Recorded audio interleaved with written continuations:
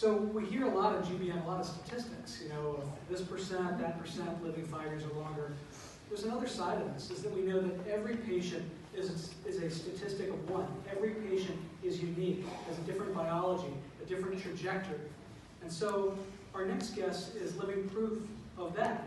And I'm really pleased to introduce to you Karen Turner. Karen Turner is a GBM survivor. She's going to share with you her story. She is a survivor of glioblastoma, an attorney, a volunteer with the Race for Hope DC, and a leader of one of the teams for that event called Team Incredibles, which is a very fitting title for her. Please welcome Karen Turner.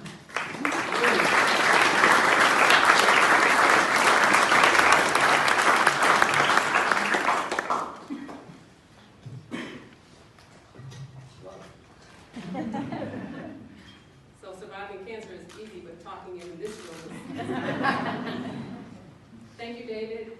Thank you, Senator Graham. Thank you, Senator McSally, and all senators who led the passage of the resolution to mark today Glioblastoma Awareness Day. I am truly honored to be here, literally honored to be here. The dictionary defines a miracle as a highly improbable or extraordinary event that brings very welcome consequences.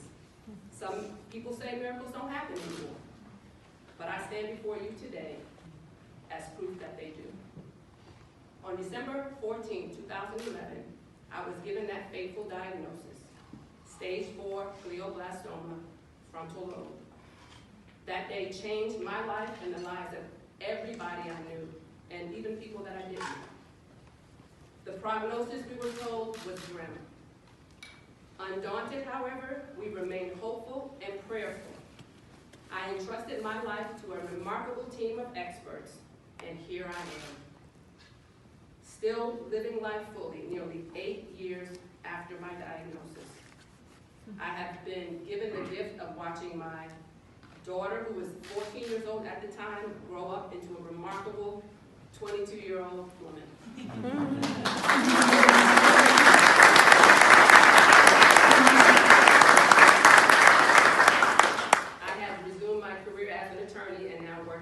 University. I'm traveling the world. I even wrote my first novel. None of this would have been possible without the efforts of champions like those here today. Dr. Rue, Dr. Gilbert, my doctor right there.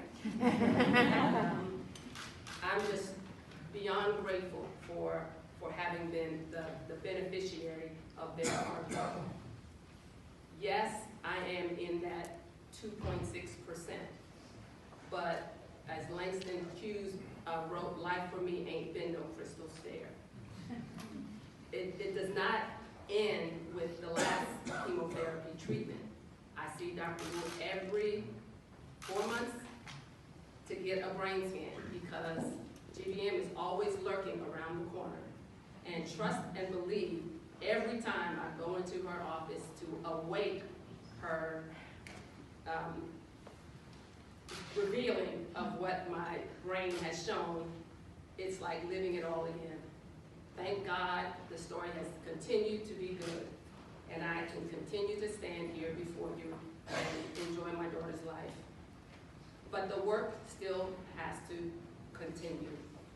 We must still work to improve treatments, provide better access and better quality of life, and of course, find a cure.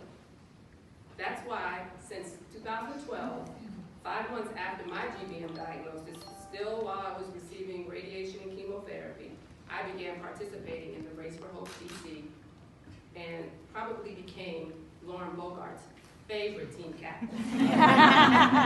My team, Team Incredibles, returns bigger and bolder every year because we know that by raising money, we can help the cause. Each stride we take does raise hope. And that hope is not just for us, it's for any and everyone who is impacted by this disease. I am truly glad that the United Brain Tumor community is here today. I urge all of us to continue doing everything in our power to stay united and continue working to find cures. By doing this, We honor all who have been affected by GBM and other brain tumors, especially those who sacrificed and lost their lives.